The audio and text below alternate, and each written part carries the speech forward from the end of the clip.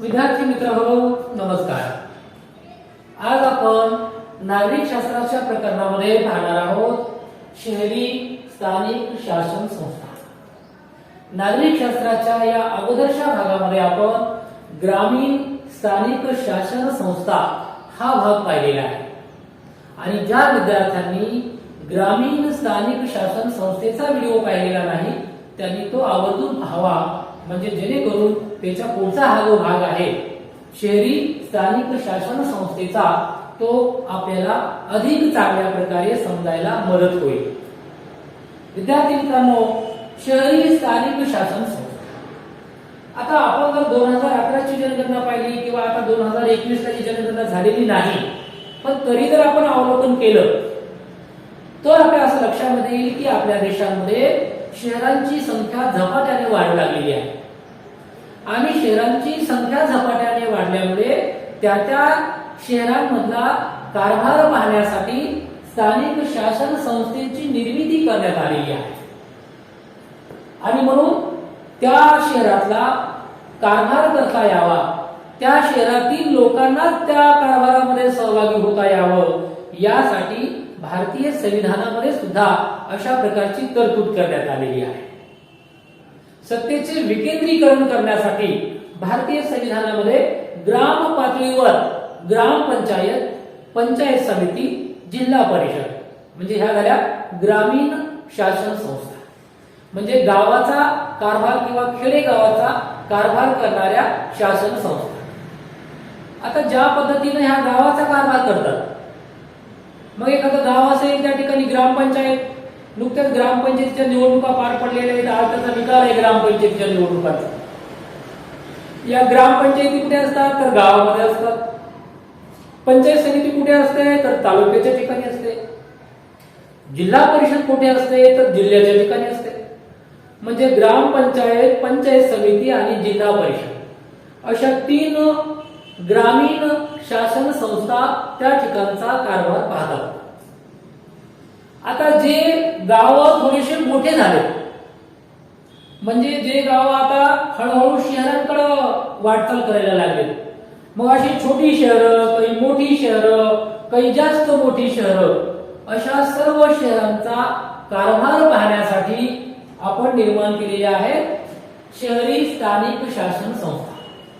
म्हणजे शहराचा कारभार पाहता यावा, शहराचा विकास व्हावा। शहरामध्ये जसं आपण पाहतो की वेगवेगळ्या सुखसुविधा असतात, लोकांना रोजगार मिळतो, उद्योगधंद्यांची वाढ झालेली असते, सेवा क्षेत्रांची वाढ झालेली असते, कला, साहित्य, क्रीडा यासारख्या क्षेत्रांची वाढ झालेली असते।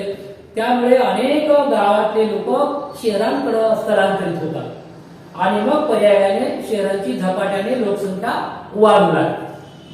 मग शहराचं रूपांतर मोठ्या शहरामध्ये, मोठ्या शहराचं रूपांतर महानगरामध्ये, अशा प्रकारे शहरं वाढू लागतात। शहरांमध्ये जशा प्रकारच्या सुख सुविधा उपलब्ध होतात तशाच प्रकारच्या काही समस्याही निर्माण होतात। मग लोकांना राहायला घरं नसतात, जागा अपुरी असते, जागा लोकांना मिळत नाही, खायला उत्कृष्ट अन्नधान्य मिळत नाही किंवा त्या ठिकाणच्या लोकांना गलिच्छ वस्त्यांमध्ये राहावं लागतं। अशा प्रकारच्या अनेक समस्या सुद्धा निर्माण होतात आणि याच्यातूनच मग हळूहळू गुन्हेगारी सुद्धा वाढत जाते। म्हणजे एका बाजूला शहरांमध्ये सुखसुविधा निर्माण झालेल्या आहेत तर दुसऱ्या बाजूला शहरांमध्ये काही समस्याही निर्माण झालेल्या आहेत। अशा सुखसुविधा आणि समस्येची सांगड घालून त्या शहराचा, त्या ठिकाणच्या स्थानिक लेवलचा, स्थानिक शहरांचा राज्यकारभार करता यावा किंवा त्या ठिकाणचा कारभार लोकांना पाहता यावा यासाठी शहरी स्थानिक शासन संस्था निर्माण करण्यात आलेल्या आहेत। त्यामध्ये 3 प्रकारच्या शहरी स्थानिक शासन संस्था आहेत: नगरपंचायत, नगर परिषद, महानगरपालिका। आता नगर परिषद ही एका छोट्याशा गावामध्ये असते की जे गाव खेड पण राहिलेलं नाही आणि मोठं शहर पण झालेलं नाही, म्हणजे जे गाव त्याला खेड पण म्हणता येणार नाही, शहर पण म्हणता येणार नाही, अशा दोघांच्या मधल्या अवस्थेमध्ये जे गाव आहे किंवा छोटं शहर आहे त्या शहरांचा स्थानिक कारभार पाहणाऱ्या स्थानिक शासन संस्थेला नगरपंचायत म्हणतात आणि ही नगरपंचायत काय करते त्या ठिकाणचा कारभार करत असते।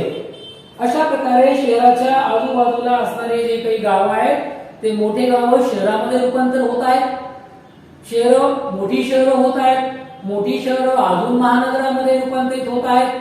अशा प्रकारे शहरांचा वाढता आलेख आपल्याला पाहायला मिळतो. आणि त्यामुळे विद्यार्थी मित्रांनो, आपल्याकडे अशी जी काही ठिकाणं आहेत की ज्या ठिकाणची लोकसंख्या आता हळूहळू वाढू लागलेली आहे, जे गाव शहराकडे जाऊ लागलेले आहे, उद्योगधंद्यांची वाढ झालेली आहे, सेवा क्षेत्राची वाढ झालेली आहे, अशा छोट्या शहराचा कारभार पाहण्यासाठी नगर पंचायतीची निर्मिती करण्यात आलेली आहे.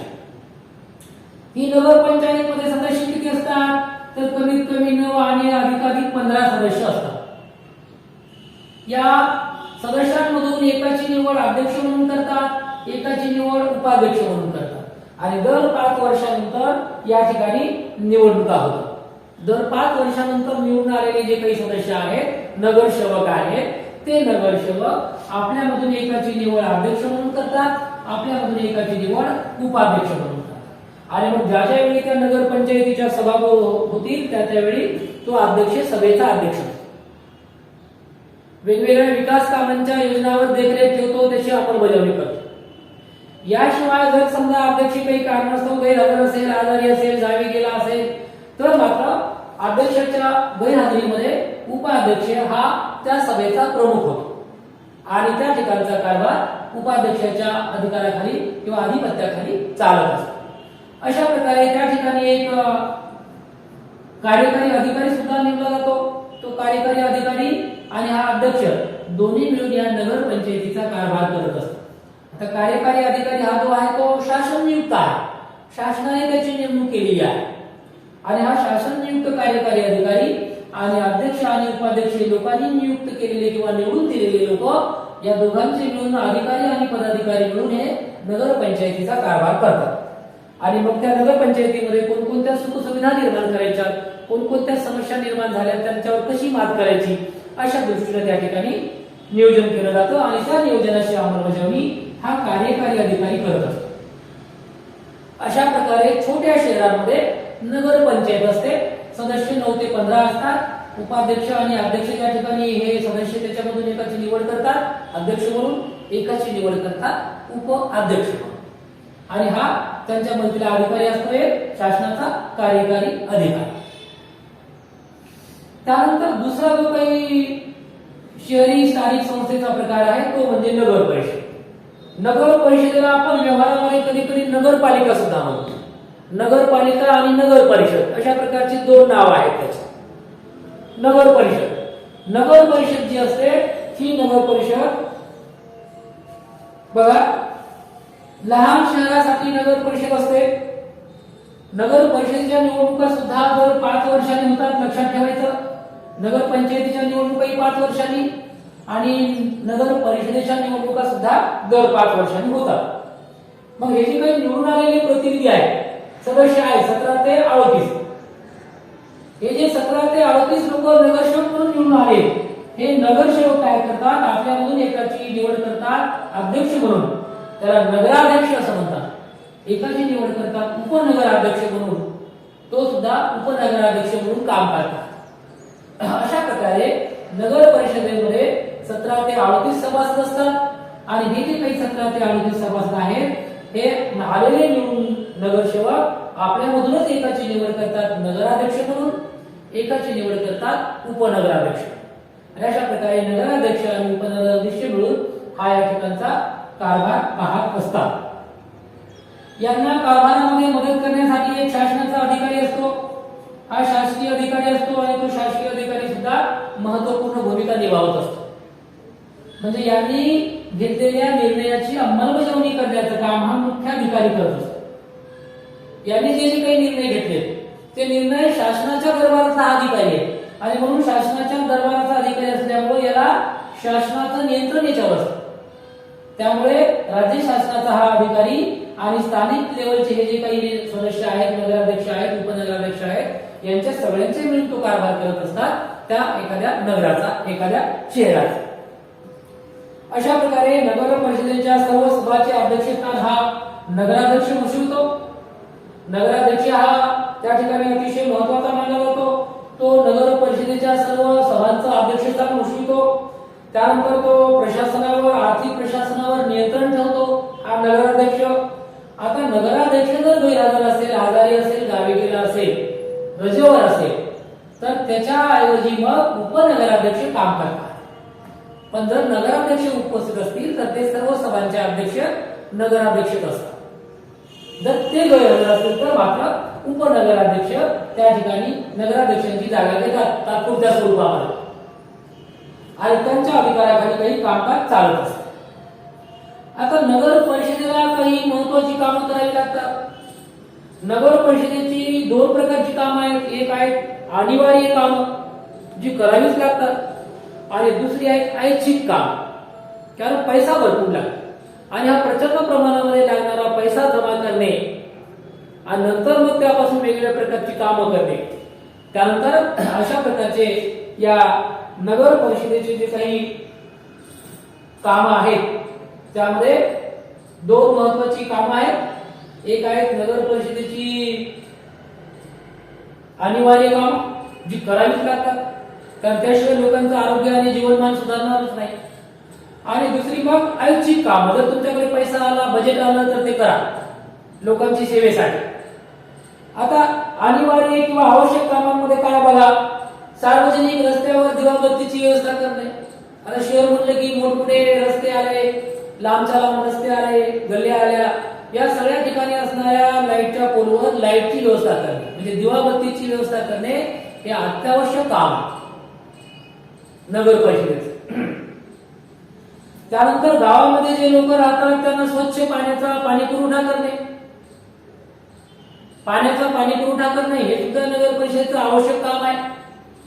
गावामध्ये जे लोक राहतात त्यांच्या सार्वजनिक स्वच्छतेची व्यवस्था करणे, स्वच्छतागृह बांधून देणे, मलनिस्सारणाची व्यवस्था करणे, गटारं बांधणे, नाल्या बांधणे, तुंबलेल्या नाल्या काढणे, दररोजच्या दररोज सफाई कर्मचारी त्या नगरामध्ये कामाला लावणे हे आवश्यक काम आहे. याशिवाय जन्म आणि मृत्यूची नोंद करणे, शहरामध्ये कोणाचा जन्म झालाय, मुलगी जन्माला आली का मुलगा जन्माला आलाय, मृत्यू कोणाचा झालाय, कोणत्या कारणामुळे झालाय, जन्म आणि मृत्यूची नोंद करणे हे सुद्धा नगर परिषदेचं अत्यावश्यक काम आहे किंवा आवश्यक काम आहे. याशिवाय विवाह नोंदणी करणे, जन्म, मृत्यू आणि विवाह याच्या नोंदी ठेवण्याचं काम आवश्यक काम म्हणून नगर परिषदेला करावं लागते. अशा प्रकारे दिवाबत्तीची व्यवस्था करणे, पाण्याचा पुरवठा करणे, लोकांचं सार्वजनिक स्वच्छता ठेवणे, आरोग्य चांगलं ठेवणे, मलनिस्सारणाची व्यवस्था करणे, जन्म, मृत्यू आणि विवाहाच्या नोंदी करणे ही आवश्यक कामं नगर परिषदेला करावी लागतात. याशिवाय काही ऐच्छिक काम आहे, म्हणजे जर तुमच्याकडे बजेट आलं, तुमच्याकडे कर संकलन झालं, पैसा जमा झाला तर तुम्ही ती ऐच्छिक कामं करावी किंवा लोकांच्या सेवेसाठी जी कामं आहेत ती करावी. यामध्ये सार्वजनिक रस्त्याची आखणी करणे, रस्त्याचे संपादन करणे, रस्ते मोठमोठे रुंदीकरण करणे, जागेचे संपादन करणे, गलिच्छ वस्त्यांमध्ये काही चांगले रस्ते बनवणे, सिमेंटचे रस्ते करणे, नाल्या गटार तयार करणे, सार्वजनिक ठिकाणी बागा निर्माण करणे, बाग बगीचे निर्माण करणे, उद्यानं बांधणे, गुरांसाठी काही सुरक्षित जागा निर्माण करणे अशी काही ऐच्छिक कामं सुद्धा नगर परिषदेला किंवा नगरपालिकेला करावी लागतात. अशा प्रकारे नगर परिषदेची ही ऐच्छिक काम आहे. जर तुमच्याकडे बजेट आलं, पैसे आले, कर संकलन झालं तर करा. आता विद्यार्थी मित्रांनो, हे सगळ्या करण्यासाठी आपण पाहिलं की या नगर परिषदेमध्ये एक शासकीय अधिकारी असतो आणि तो निर्णयाची अंमलबजावणी करतो. यांनी जे काही निर्णय घेतले त्याची अंमलबजावणी करण्याचं काम हा मुख्याधिकारी करत असतो आणि हा मुख्याधिकारी अशा प्रकारे नगरपालिकेचा एक महत्वाचा आधारस्तंभ अधिकारी आहे आणि हाच या सर्व निर्णयाची अंमलबजावणी करण्याचं काम करत असतो. आता नगरपालिकेचे आपण कामं पाहिली, ऐच्छिक कामं पाहिली, आवश्यक कामं पाहिली, भरमसाठ कामं आहेत, पण ही कामं करायला नगरपालिकेला पैसे कुठून येतात? मग नगरपालिकेच्या उत्पन्नाची साधनं काय? नगरपालिकेच्या उत्पन्नाच्या साधनाचे जे मार्ग आहेत त्यामध्ये महत्वाचा आहे घरपट्टी. म्हणजे नगरामध्ये जे जे काही लोकांचे घर आहेत त्या घरावर कर लावला जातो, टॅक्स लावला जातो, त्याला घरपट्टी म्हणतात. विशिष्ट जेवढं घर असेल तेवढ्या आकारामध्ये त्याला ती घरपट्टी दिली जाते. नगर परिषदेच्या उत्पन्नाचा मार्ग आहे घरपट्टी. दुसरा मार्ग आहे पाणीपट्टी. पाणी पुरवठा जो केलाय तुम्ही नगरपालिकेने नळ दिले लोकांच्या घरोघरी, त्या घरातली नळावर जे पाणी तुम्ही पुरवले त्याच्यावर जे पाणी कर टॅक्स लावला जातो तो पाणीपट्टी नावाचा कर वसूल केला जातो. घरपट्टी, पाणीपट्टी. शिक्षण कर, आता शिक्षण कर हा सुद्धा या घरपट्टी पाणीपट्टी बरोबरच घेतला जातो. याच्यासोबतच हा कर गोळा केला जातो शिक्षणावर. मग शाळा बांधण्यासाठी तो कर वापरला जातो. शाळेतील शिक्षकांची नेमणूक करणे, त्यांचे पगार करणे, अशा स्वरूपाच्या काही बांधकाम करणे, खोल्यांचे रिपेरिंग करणे, अशा प्रकारची कामं या करातून केली जातात. घरपट्टी, पाणीपट्टी, शिक्षण कर, बाजार कर. आता जर तुमच्या गावामध्ये शहरामध्ये कोणता बाजार भरत असेल, सोमवार बाजार, मंगळवार बाजार, गुरुवार बाजार, शनिवार बाजार, रविवार बाजार, गुरांचा बाजार वेगळा, तर अशा प्रकारच्या बाजारावर कर लावला जातो. त्याला बाजार कर म्हणतात. त्या बाजारामध्ये जे काही दुकानदार दुकान घेऊन येतील त्यांच्यावर कर लावला जातो आणि त्यांच्याकडून त्या ठिकाणी बसण्याचे पैसे घेतले जातात. त्याला बाजार कर म्हणतात. अशा प्रकारचे बाजार करही उत्पन्नाचं साधन आहे नगरपालिकेचं. त्यानंतर शासनाचं काही अनुदान मिळत असतं. म्हणजे राज्य शासन काय करतं, नगरपालिकेला काही अनुदान देतं. अनुदान देतं म्हणजे पैसे देतं. अशा प्रकारे नगरपालिकेच्या उत्पन्नाच्या साधनांमध्ये घरपट्टी, पाणीपट्टी, शिक्षण कर, बाजार कर आणि राज्य शासनाचं अनुदान या सगळ्या गोष्टी त्या नगरपालिकेला किंवा नगर परिषदेच्या उत्पन्नाच्या मार्गाच्या आहेत. आणि या सगळ्या मार्गातून नगरपालिकेला उत्पन्न मिळत असतं. आणि मग ते आलेलं उत्पन्न नगरपालिका काय करते, अशा प्रकारे वेगवेगळ्या कामावर ते खर्च करत असते. तर अशा प्रकारे नगरपालिकेची महत्वाची आपण माहिती पाहिली, सदस्य संख्या पाहिली, नगराध्यक्ष उपनगराध्यक्ष पाहिले, मुख्याधिकारी पाहिले, त्याची उत्पन्नाची साधनं पाहिली, त्यांची आवश्यक कामं पाहिली, त्यांची ऐच्छिक कामं पाहिली. त्यानंतर महाराष्ट्रामधली तिसरी महत्वाची स्थानिक शहरामधली जी काही शासन संस्था आहे ती आहे महानगरपालिका. महानगरपालिका, महा म्हणजे मोठ्या शहरांमध्ये, मोठ्या शहरांमध्ये राज्यकारभार किंवा मोठ्या शहरांचा कारभार पाहण्यासाठी जिची नेमणूक केलेली आहे किंवा जिची निवड केलेली आहे अशी ही महानगरपालिका मोठ्या शहराचा कारभार पाहते. महा म्हणजे मोठे शहर, मोठ्या शहरांचा कारभार पाहणारी किंवा मोठ्या शहरांमध्ये नागरिकांना वेगवेगळ्या प्रकारच्या सेवा सुविधा देणाऱ्या स्थानिक संस्थेला किंवा स्थानिक शासन संस्थेला महानगरपालिका असं म्हणतात. महाराष्ट्रामध्ये सर्वप्रथम मुंबई या ठिकाणी महानगरपालिका निर्माण करण्यात आली इंग्रजांच्या काळात. सन 1883 मध्ये महाराष्ट्रामध्ये सर्वप्रथम मुंबई इलाक्या ठिकाणी किंवा मुंबईला महानगरपालिकेची स्थापना करण्यात आली होती. सर्वात प्रथम म्हणजे मुंबई महानगरपालिका ही महाराष्ट्रातील सगळ्यात प्रथम स्थापन करण्यात आलेली महानगरपालिका आहे. शहराच्या लोकसंख्येच्या प्रमाणामध्ये त्या ठिकाणी प्रभाग निर्माण केले जातात. एकूण सदस्य संख्या निश्चित केली जाते आणि दर 5 वर्षांनी निवडणुका होतात. नगरपालिकेच्या निवडणुका सुद्धा दर 5 वर्षांनी होतात. नगरपंचायतीच्या निवडणुका दर 5 वर्षांनी होतात आणि महानगरपालिकेच्या निवडणुका सुद्धा दर 5 वर्षांनी होतात. लोकसंख्येच्या प्रमाणामध्ये सदस्य संख्या त्या ठिकाणी ठरवतात आणि त्या ठिकाणी जे काही निवडून आलेले नगरसेवक आहेत ते नगरसेवक आपल्यामधून एकाची महापौर म्हणून निवड करतात, एकाची उपमहापौर म्हणून निवड करतात. म्हणजे महापौर आणि उपमहापौर असे 2 त्या ठिकाणी नगरसेवकांमधून त्यांची निवड होते. आणि अशा प्रकारे हे महापौर आणि उपमहापौर त्या शहराचे कारभार करणारे कारभारी आहेत. महापौर हा सर्व सभांचे अध्यक्षस्थान भूषवितो. महापौरांच्या अध्यक्षतेखाली सभा भरतात. महानगरपालिकेच्या सर्वसाधारण सभेमध्ये वेगवेगळ्या प्रश्नावर चर्चा होते. ती सगळी चर्चा महापौरांच्या अध्यक्षतेखाली होते. शहरांच्या विकासाचे महत्त्वाचे निर्णय महापौर घेतात आणि महापौर जर उपस्थित नसतील, गैरहजर असतील, आजारी असतील, गावी गेले असतील तर महापौरांच्या ऐवजी मग उपमहापौर हे त्या सभांचे अध्यक्षस्थान भूषवित असतात. अशा प्रकारे शहरांच्या विकासासंबंधाचे महत्त्वाचे निर्णय महापौर घेतात. महापौर यांना शहराचा प्रथम नागरिक मानला जातो किंवा महानगरपालिकेचा महानगराचा प्रथम नागरिक म्हणजे महापौर. त्या महापौरांच्या अध्यक्षतेखाली अनेक प्रकारचे निर्णय घेतले जातात, सभा बोलवल्या जातात, त्या सभेमध्ये काही ठराव पास केले जातात आणि हे सर्व ठराव पास करून मग त्याची अंमलबजावणी केली जाते.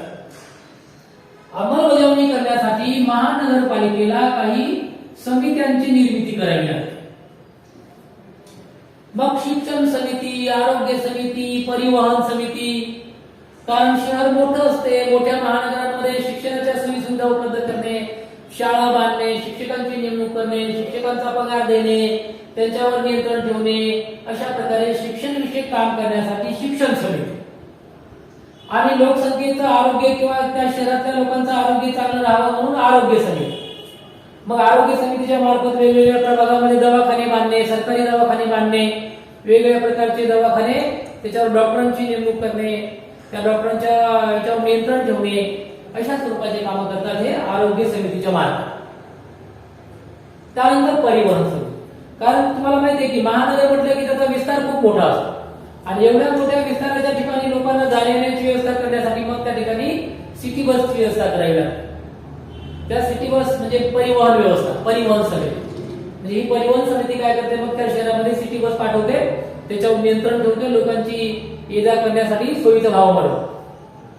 अशा प्रकारे महानगरपालिकेच्या वेगवेगळ्या समित्या असतात आणि ह्या महानगरपालिकेच्या समित्या महत्वाच्या समित्या त्या महानगरपालिकेमध्ये कार्यरत असतात आणि त्याच्या मार्फत त्या महानगरपालिकेचे वेगवेगळे विभाग करून त्यावर त्याचं नियंत्रण आणि देखभाल केली जाते. त्यानंतर बघा महानगरपालिकेचे प्रशासन. बघा महानगरपालिकेच्या प्रशासनात जर आपण पाहिलं तर महानगरपालिकेच्या प्रशासनामध्ये आयुक्त हा एक महत्वाचा असतो. त्याला महानगरपालिका आयुक्त सुद्धा म्हणतात. आणि हा जो काही महानगरपालिका आयुक्त आहे किंवा मनपा आयुक्त आहे हा महानगरपालिकेच्या प्रशासनाचा प्रमुख असतो. महानगरपालिकेने घेतलेल्या सगळ्या निर्णयाची अंमलबजावणी करण्याचं काम हा आयुक्त करत असतो. म्हणजे महानगरपालिकेच्या निर्णयाची अंमलबजावणी करण्याचं प्रत्यक्ष काम जर कोण करत असेल तर तो आयुक्त आहे आणि आयुक्त हा त्याची प्रत्यक्ष अंमलबजावणी करत असतो. आता उदाहरणार्थ समजा महानगरपालिकेने एक ठराव पास केला की महानगरामध्ये कोणी प्लास्टिकच्या कॅरी बॅग वापरायच्या नाही. मग प्लास्टिकच्या कॅरी बॅग वापरायच्या नाही तर ह्या ठराव पास केलेला आहे आणि मग हा ठराव पास केल्यानंतर प्लास्टिक बंदीची अंमलबजावणी कोण करेल तर हा आयुक्त करेल.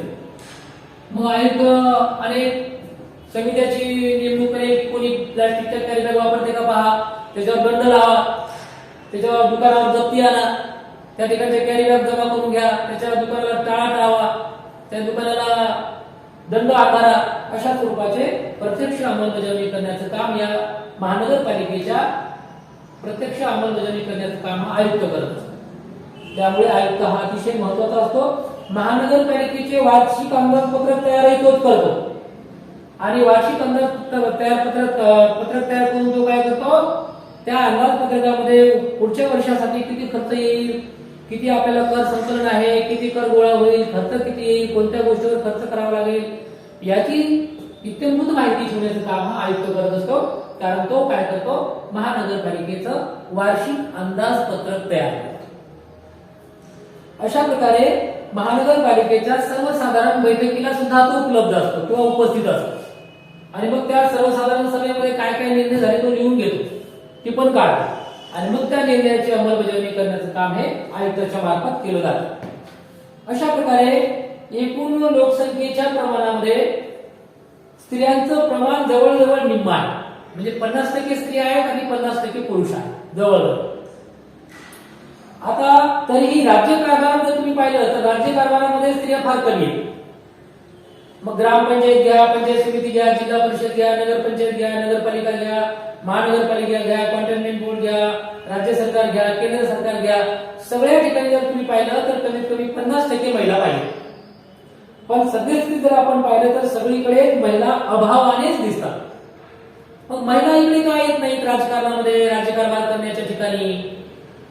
महिलांना घरगुती कामातून त्यांना अन्न, इंधन, पाणी यासारखे महत्वाचे दररोज विषय हाताळावे लागतात. महिलांना या संदर्भामध्ये वेगवेगळे कामं करावे लागतात. मात्र हे काम करत असताना निर्णय प्रक्रियेमध्ये महिलांचा सहभाग अतिशय कमी असतो. म्हणजे घरच्या पाण्याची काळजी महिला घेते, पण पाण्याच्या प्रश्नात मात्र तिचा सहभाग नसतो. घरच्या अन्नाची काळजी महिला घेते, पण अन्नाच्या प्रक्रियेमध्ये किंवा अन्नाच्या निर्णय प्रक्रियेमध्ये मात्र तिचा वाटा कमी असतो. अशा प्रकारे महिलांना सुद्धा स्थानिक कारभारामध्ये सहभागी होता यावं यासाठी काय केलेलं आहे, स्त्रियांसाठी 50% जागा राखीव ठेवलेल्या आहेत. 50% जागेवर स्त्रियांना अधिकार दिलेला आहे. म्हणजे स्थानिक स्वराज्य संस्थांमध्ये महिलांसाठी 50% आरक्षण आहे. जर 100 जागा असतील तर 50 जागेवर महिलाच निवडल्या जातात. पण दुर्दैवाची गोष्ट अशी आहे की महिला जरी निवडून आल्या असल्या तरी त्या महिलेचा जो नवरा आहे तोच कारभार करतो. महिला महापौर, पण ती घरी आणि तिचा नवरा महापौर म्हणून पुढे पुढे फिरवत असते. महिला नगरसेवक, पण ती घरी स्वयंपाक करत असते आणि तिचा नगरसेवक नवरा जो आहे तो स्वतःला नगरसेवक समजून हार पुढे घेत फिरत असतो. ही व्यवस्था बदलली पाहिजे. म्हणजे महिलांना राज्य कारभारामध्ये किंवा त्या स्थानिक कारभारामध्ये सहभागी होता यावं म्हणून तर 50% आरक्षण दिले आपण. आणि तरी एवढं करून त्या निवडून आलेल्या महिलांना सुद्धा संधी दिली जात नाही, त्यांचे नवरोबाच कारभार करतात. तर ही गोष्ट जी आहे ही कुठेतरी आपण विचार केला पाहिजे की ज्यांना त्या ठिकाणी अधिकार दिलेले आहेत त्यांनीच त्या अधिकाराचा उपभोग घेतला पाहिजे. त्यांच्या अधिकारावर कोणीही अतिक्रमण करू नये. अशा प्रकारे महिलांना राज्य कारभारामध्ये संधी मिळावी म्हणून 50% आरक्षणाची व्यवस्था केलेली आहे.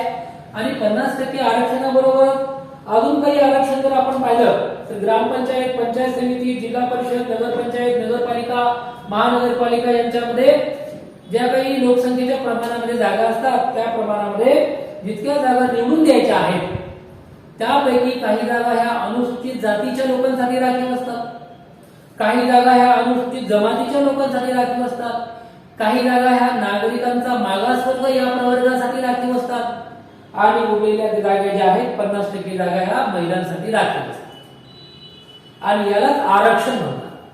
या आरक्षणाचा अर्थ असा आहे की या जागेवर जे काही लोक येणं गरजेचं आहे त्यांना येता यावं म्हणून आरक्षणाची व्यवस्था केलेली आहे. कारण समाजातील वंचित घटकांना आणि महिलांना गावाच्या व शहराच्या विकासामध्ये सहभागी होता यावं, त्यांनाही कारभारात सहभाग घेता यावा आणि निर्णय प्रक्रियेमध्ये त्यांचा सहभाग वाढावा यासाठी आरक्षणाची अतिशय आवश्यकता आहे. आणि म्हणून लोकशाहीमध्ये सर्वांना सहभाग मिळाला पाहिजे, सर्वांना सहभागाची संधी मिळाली पाहिजे, तर ते त्या संधीचं सोनं करतील. जर त्यांना संधीच मिळाली नाही तर त्यांचा विकास होणार नाही. म्हणून अशा प्रकारचे आरक्षणाची तरतूद या ठिकाणी स्थानिक स्वराज्य संस्थांमध्ये करण्यात आलेली आहे. अशा प्रकारे या सर्व बाबींचा विचार करता स्थानिक शासन संस्था शहरांमधल्या कोणकोणत्या आहेत तर नगरपंचायत, नगर परिषद, महानगरपालिका. नगर पंचायतीमध्ये सदस्य संख्या किती आहे? कमीत कमी 9, जास्तीत जास्त 15. नगर परिषदेमध्ये सदस्य संख्या किती आहे?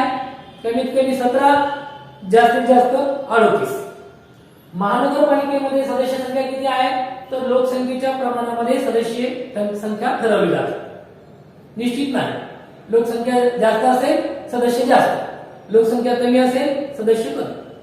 आता उदाहरणार्थ समजा आता परभणी महानगरपालिका आहे, चंद्रपूर महानगरपालिका आहे, लातूर महानगरपालिका आहे. या महानगरपालिकेची लोकसंख्या कमी आहे, मग लोकसंख्या जर कमी असेल तर सदस्य संख्या कमी असेल. आता मुंबई महानगरपालिका आहे, ठाणे महानगरपालिका आहे, पुणे महानगरपालिका आहे, औरंगाबाद महानगरपालिका आहे, नाशिक महानगरपालिका आहे, नागपूर महानगरपालिका या शहरांची लोकसंख्या प्रचंड आहे. मग काय होईल? सदस्यांची संख्या वाढेल, म्हणजे लोकसंख्येच्या प्रमाणामध्ये सदस्य असतात. अशा प्रकारे महानगरपालिकेची सदस्य संख्या ही लोकसंख्येच्या प्रमाणात ठरवली जाते. त्यानंतर पदाधिकारी कोणते आहेत? नगरपंचायतीमध्ये कोण आहे? अध्यक्ष आणि उपाध्यक्ष. नगर परिषदेमध्ये कोण आहे? नगराध्यक्ष आणि उपनगराध्यक्ष. महानगरपालिकेमध्ये कोण आहे? महापौर आणि उपमहापौर. अधिकारी कोणकोणते आहेत शासनाने नेमलेले? तर नगरपंचायतीमध्ये कार्यकारी अधिकारी, नगर परिषदेमध्ये मुख्याधिकारी आणि महानगरपालिकेमध्ये महानगरपालिका आयुक्त असे महत्वाचे अधिकारी याच्यावर असतात. अशा प्रकारच्या स्थानिक शासन संस्था ह्या शहराचा कारभार करत असतात आणि अशा प्रकारे शहरांचा कारभार करत असतानाच शहरामध्ये वेगवेगळ्या प्रकारच्या सुखसुविधा निर्माण करणे, लोकांच्या आरोग्याच्या संबंधित काही समस्या असतील त्या दूर करणे. जसं आज आपण पाहतो की आज जगामध्ये सर्वत्र कोरोना नावाच्या महामारीचा प्रकोप झालेला आहे. मग याचा ताण हा आरोग्य विभागावर पडलेला आहे. आरोग्य विभागावर ताण पडल्यामुळे काय झालं? आरोग्याच्या समस्या निर्माण झाल्या. अनेक ठिकाणी दवाखान्याची समस्या निर्माण झाली, अनेक ठिकाणी डॉक्टरांची समस्या निर्माण झाली, अनेक ठिकाणी त्या ठिकाणी आयसोलेशन वार्ड जे त्यांची समस्या निर्माण झाली. म्हणजे आरोग्याच्या दृष्टीनं मोठमोठ्या समस्या निर्माण झाल्या. म्हणजे महानगरामध्ये लोकसंख्या जर जास्त असेल तर आरोग्याच्या समस्याही तेवढ्या प्रकर्षाने निर्माण होतील आणि त्यामुळे या कोरोना महामारीच्या काळामध्ये प्रकर्षाने जाणवलेली जर गोष्ट कोणती असेल तर ती म्हणजे आरोग्य विषयक समस्या.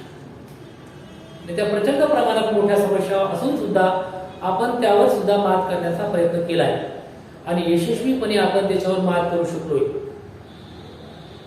पण याचा अर्थ असा नव्हे की आपण त्या संदर्भात काम करायचं नाही.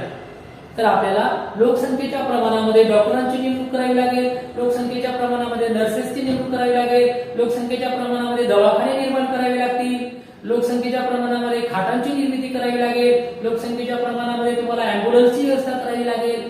अशा प्रकारे सर्व प्रकारच्या सुविधा आरोग्याच्या संदर्भाने निर्माण कराव्या लागतील.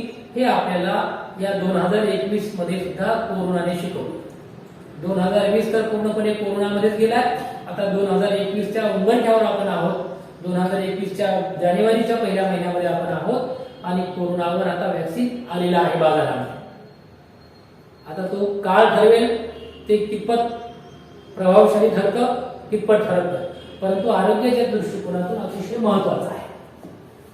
तर अशा प्रकारे विद्यार्थी मित्रांनो आज आपण नगरपंचायत, नगर परिषद, महानगरपालिका यांच्या संदर्भाने समग्र अभ्यास केलेला आहे आणि हा अभ्यास आपण अधिकाधिक चांगल्या प्रकारे जर आपल्याला समजायचा असेल तर हा व्हिडिओ एकदा दोनदा पहा. व्हिडिओ जर तुम्हाला आवडला असेल तर आपल्या मित्रांना शेअर करा. जर तुम्ही चॅनलला नवीन असाल तर त्याला सबस्क्राईब करा, शेअर करा. जर काही आवड वाटला असेल तर त्याच्यावर कमेंट करा. आपण शेवटपर्यंत हा व्हिडिओ पाहिल्याबद्दल आपल्या सर्वांचे मनपूर्वक धन्यवाद. या ठिकाणी थांबूया. जय हिंद, जय महाराष्ट्र.